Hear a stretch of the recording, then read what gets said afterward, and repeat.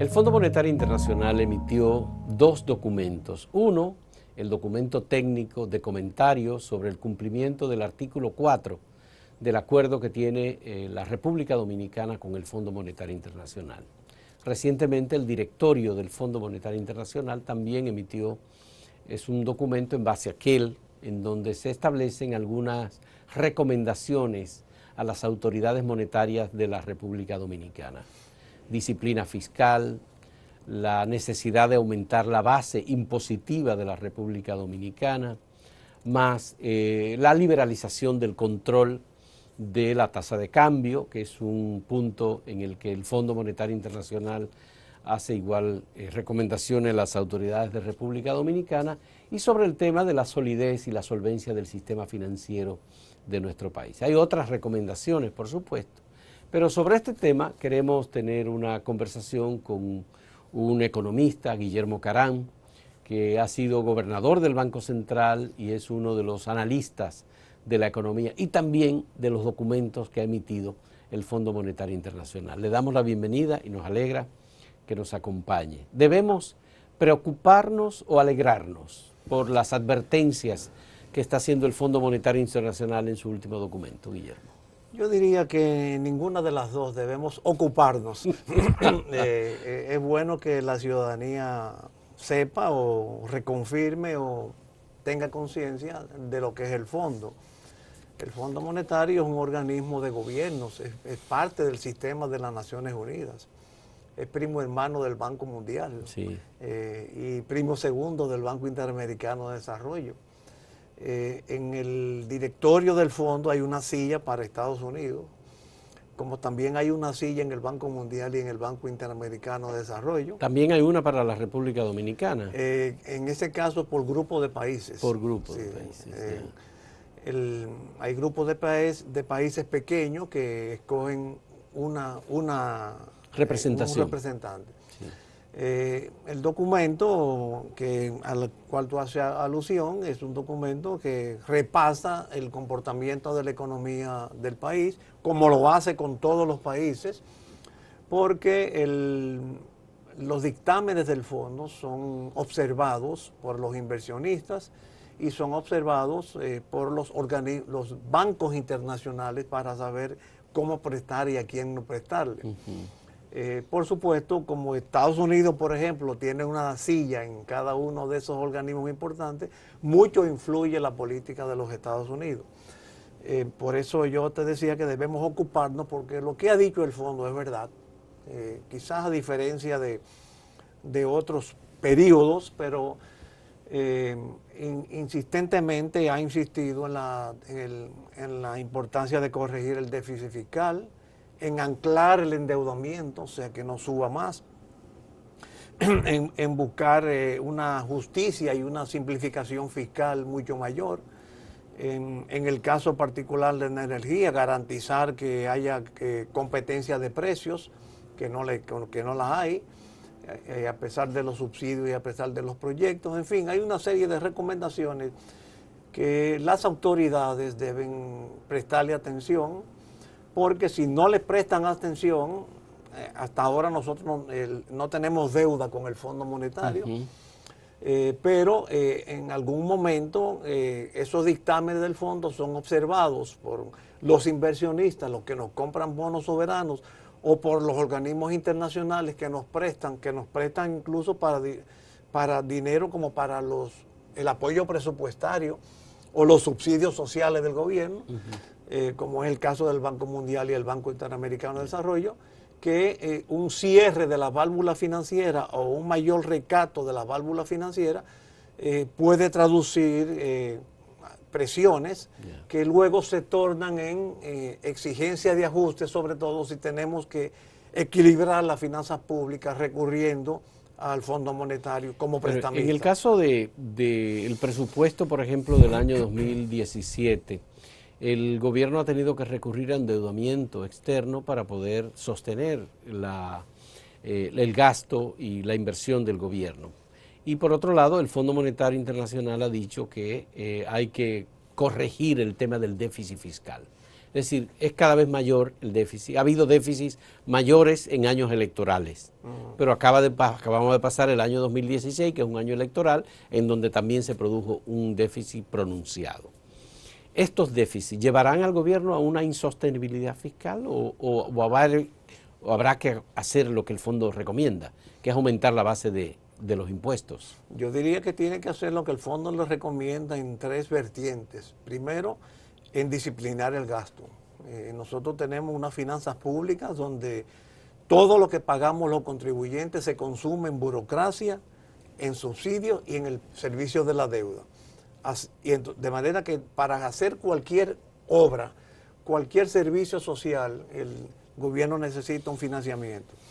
Entonces, lo primero que tiene que hacer es disciplinar el gasto, mejorar la calidad del gasto, que es una de las tónicas recientes de la resolución del directorio, que enfatiza mucho más que antes, mejorar la calidad del gasto, o sea, que el gasto sea a donde debe estar dirigido, que esté austeramente diseñado, que no produzca dispendio ni despilfarro.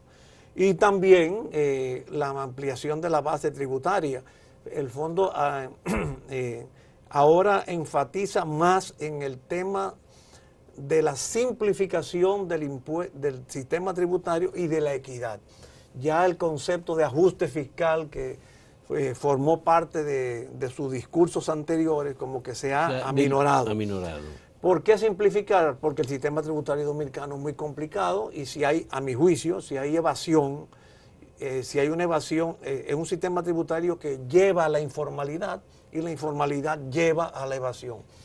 Y la evasión lleva a no recaudar lo que tienen que recaudar. Entonces, para obtener lo que se debe recaudar, el sistema tiene que ser simplificado.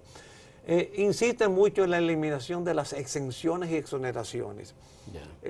Se refieren a las exoneraciones que están instituidas por ley y a otras que no están instituidas por ley, como por ejemplo lo que es al transporte público. Pero también en el caso de las instituidas por ley, están las diferentes tasas que se cargan, por ejemplo, al ITEVIS, en el ITEVIS, a distintos productos, productos exentos, productos que pagan, basado en un populismo económico que sostiene que hay determinados productos que no se les debe cargar. Pero ¿qué pasa? Si tú gravitas mucho a algunos productos, es lo mismo que si gravitaras poco a todos los productos. A todos los productos, sí. Yo pongo siempre mucho el ejemplo del arroz. Bueno, el arroz está exento. ¿En cuál de los dos modelos se va de más? Yo creo que en el presente. En el presente. En el presente. Ya. Que son pocos productos. Con mucho gravamen. Con mucho gravamen. Muchos y diversos gravamen. Diversos, o sea, 18, 16, 14, 12. La complejidad. Que se presta a corrupción. Pero yo pongo el ejemplo del arroz. El arroz dice que no paga impuestos, pero la funda donde viene el arroz sí paga. El saco donde se compra el arroz sí paga. Los combustibles, las piezas repuestas donde los equipos sí pagan. Los almacenes, las factorías, todo paga. Todo eso paga 18, 18, 18, 18. Si tú en lugar de 18 dijera, no, vamos a pagar 10 y que cuando llegue al arroz la incidencia va a ser menor, entonces tú puedes gravar el arroz sin necesidad de sobrecargar la carga familiar. Toda la parte de los componentes. Los insumos. Entonces, por eso yo pienso que es un populismo económico esto de cada vez que se rasga la vestidura cuando uno habla de universalizar el tributo. Bueno, pero de todos modos, Guillermo, el gobierno parece que no está muy interesado en manejar el tema de los impuestos en este momento. Vamos a hacer una pausa y hablemos de eso porque yo creo que es un punto esencial en el desenvolvimiento de la economía dominicana y particularmente el tema del presupuesto y la sostenibilidad de la inversión del gobierno. En un momento retornamos.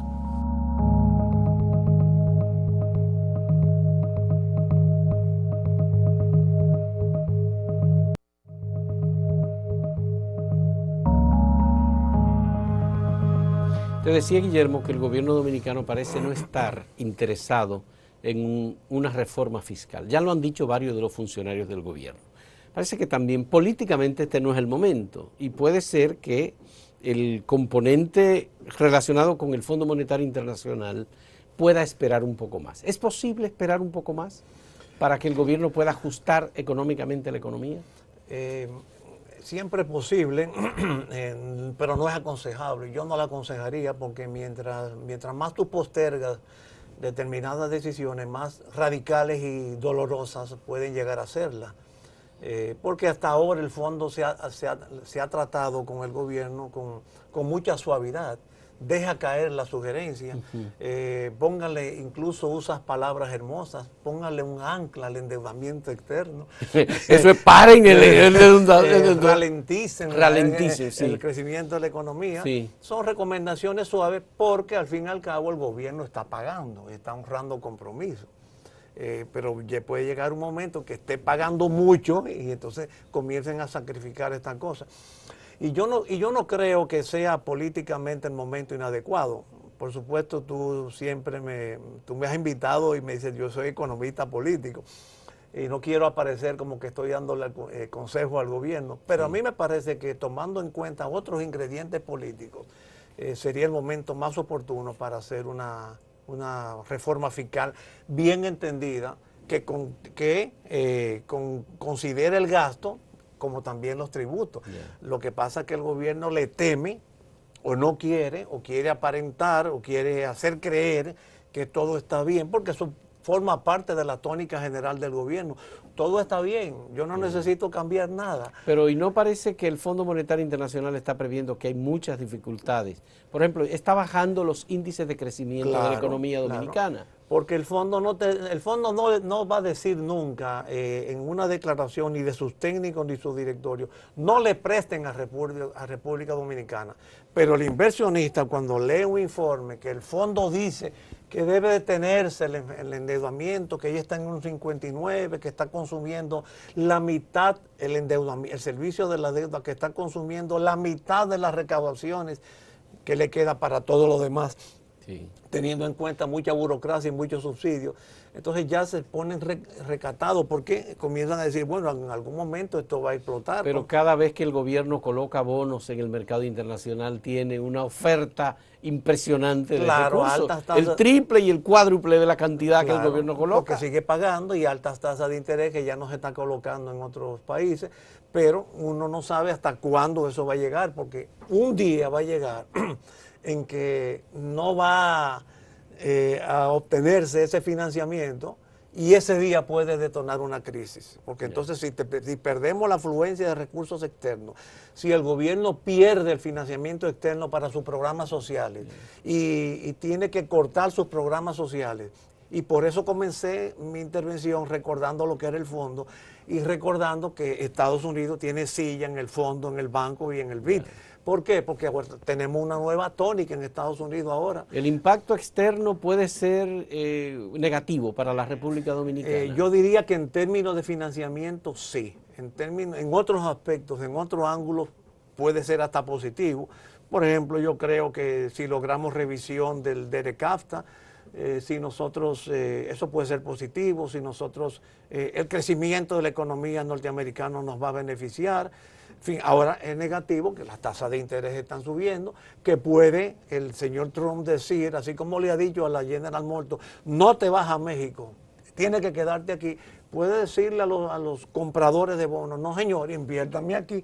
Y todo eso es una cadena de decisiones que se va trasnochando. Pero usted decía, y no quiero que quede esa idea en el aire, que el fondo nunca va a ser drástico, pero va a insinuar, y esas insinuaciones se llegan y son contingencias que se pueden presentar. Por ejemplo, durante mucho tiempo se ayudó a Grecia, pero llegó un momento que Grecia no pudo pagar, ahí colapsó. Mira el caso de Puerto Rico, que tenemos una junta que ya prácticamente la soberanía de Puerto Rico está cercenada. Sí. Entonces, esas son las situaciones que Bosch decía que un buen gobernante era quien sabía prever, quien se anticipaba a los acontecimientos. Y ese consejo se lo doy yo al gobierno actual. Ya, ¿tú crees que el Fondo Monetario Internacional toma en cuenta los factores internos? Por ejemplo, la presión del gobierno en tratar de aumentar las recaudaciones.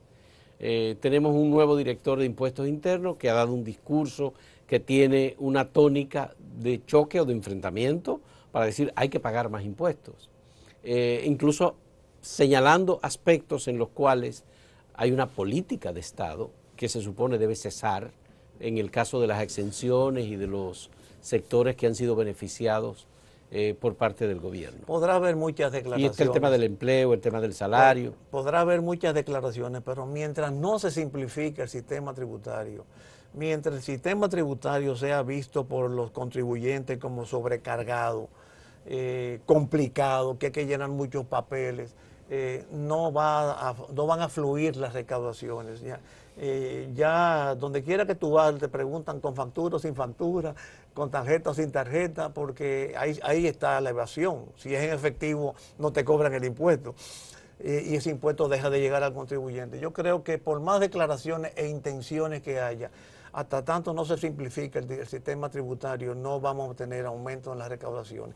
Y al contrario, se pueden ir disminuyendo relativamente, que yo creo que es lo que está pasando con suavidad, sobre todo si no está acompañado con una política de gasto que estimule la contribución. Cuando tú tienes, por ejemplo, que en educación es más cara la educación, que en salud es más cara los servicios de salud, que el transporte tú tienes que tener mucho carro y mucho tiempo, que en energía tienes que tener tu planta, en la seguridad tienes que tener tu guachimán. En todos esos servicios. Y además eso contribuye bastante al tema de la informalidad, que claro, es un componente también importante entonces, del desarrollo de la economía. ¿Qué dice el Fondo Monetario Internacional sobre este tema que es recurrente de la informalidad? Lo mismo, por eso que ellos insisten ahora, cosas que no hacían antes, en la simplificación de los impuestos. Mientras los impuestos sean complicados y mientras el gasto público no sea estimulante de la contribución, tú vas a tener una informalidad creciente, que es lo que tenemos. Más del 50% de la economía dominicana es informal. El empleo, según el Banco Central, el 57% es informal. Si medimos el total de la economía por el empleo, de ahí tú tienes para deducir. Informalidad significa no contribuir al fisco y no pagar seguridad social. Yeah. Entonces es una demanda de servicios sociales que recae directamente sobre el Estado. Yeah. Y eso yo creo que tiene que ser prontamente. ¿Qué significa transparencia impositiva? Porque yo, por ejemplo, yo voy a una actividad el fin de semana y me dicen, no, aquí hay que pagar en efectivo, no se aceptan tarjetas de crédito. Pero yo no tengo efectivo, la gente se ha acostumbrado a no manejar efectivo por razones de seguridad y por muchas otras cosas. Pues no, entonces usted no puede entrar. Sí, bueno, es eso, es que tiene que haber una política abierta y deliberada para que todo fluya naturalmente. Es parte de lo que te decía cuando tú tienes varias tasas, cuando tú tienes varias tasas impositivas, o 0, o 18, o las que están en el medio, ya hay un margen de negociación. Entonces ahí no hay transparencia. Ya es una negociación entre el contribuyente y la administración tributaria. Yeah. Pero es una negociación escondida. Yeah. Ya no tiene transparencia y ahí hay corrupción. Entonces todo eso es parte de la simplificación tributaria. Okay. Vamos a hacer una última pausa en este diálogo con Guillermo Caram sobre las recomendaciones del Fondo Monetario Internacional.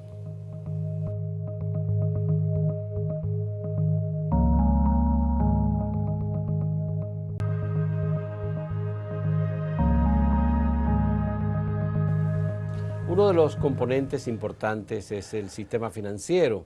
El Fondo Monetario Internacional no se refiere a él directamente, pero hay aspectos en los cuales uno intuye, por ejemplo, el tema de Punta Catalina, el financiamiento, la solvencia del sistema financiero, que es parte del sistema de pagos de República Dominicana. ¿Qué se puede intuir del documento del Fondo Monetario Internacional sobre la calidad de nuestro sistema? Hay una recomendación de los técnicos que en la declaración del directorio no está tan fuerte. No está tan fuerte. En el informe de los técnicos habla de el fortalecimiento para evitar el lavado de activos. Ya, sí. Lo dice categóricamente mejorar, porque hay muchas financieras que han quebrado, no los bancos, pero sí las financieras. Sí. Hay muchos engaños. Pero son instituciones informales. Sí. O no, no reguladas? Bueno, algunas, porque Banco Peravia, por ejemplo. No, pero ese no, ese era un claro, banco ya. claro. Ya. Pero que sí, en todos los casos de conflicto se ha asociado al tráfico de ilegalidades, ampliamente entendido. Entonces, en el informe de los técnicos se habla con más contundencia que en el directorio. El directorio no lo recoge con la misma energía. Eso por un lado. Yo creo que ese es un riesgo al sistema financiero. Está el tema de las cooperativas. ¿Es alto el lavado de activos en República Dominicana? Sí, definitivamente. Sí. ¿Hay mediciones, hay estudios? No hay mediciones directas, pero... ¿Se intuye? Se intuye cuando, por ejemplo, nosotros que tenemos una edad ya que nos ha permitido hablar del pasado. Antes, cuando tú veías una construcción financiada por el banco, quien de ahorro y préstamo, ahora tú no ves nada de eso. y con eso tú tienes, con todas estas torres que estamos teniendo. Y hay torres que se construyen sin financiamiento. Claro. El otro riesgo del sector financiero es el financiamiento al Estado, porque el Estado no solamente está dependiendo del financiamiento externo, sino también del financiamiento interno. Ya hay bonos internos claro, que son importantes y de hecho la deuda interna ha crecido a una tasa mayor que el endeudamiento externo. Pero parece que también se ha dado con mucha frecuencia el cobro por adelantado de impuestos por parte del gobierno a finales de año con fines de equilibrar un poco pero como quiera, los ingresos públicos. Sí, como quiera los préstamos propios, porque ahí hay un problema de manejo interno de los bancos. Lo computan quizá como préstamo luego liquidable, o sea, te lo presto pero me lo cobro, lo cual aplican los bancos también en los renglones con particulares. Es una forma de aumentar las reservas internacionales del Banco Central. Claro. Pero el financiamiento el financiamiento privado al Estado ha ido creciendo y a mi juicio eso es importante para el manejo económico. Por ejemplo, ¿Y no es exclusivo del Banco de Reservas? No, porque muchos de los préstamos que tiene el gobierno son incluso con dinero de los fondos de pensiones que administran los bancos. Por eso cuando se dice que tú no ves que el gobierno no tiene mucha energía para utilizar los fondos de pensiones y con proyectos de desarrollo, porque en el fondo todo el sistema financiero se está nutriendo de los fondos de pensiones. El propio Banco Central, mira que acaba de aumentar la tasa de referencia. Ya la acaba de aumentar, sí. Bueno, financieramente, para fines de estabilidad económica y para estabilizar la tasa de cambio, es una medida correcta, pero para la economía no le ayuda. ¿Por qué? Porque la medida en que tú encareces el dinero para prestar, para pagar intereses, de la misma manera tú tienes que aumentar el dinero para prestar, el costo del dinero para prestar.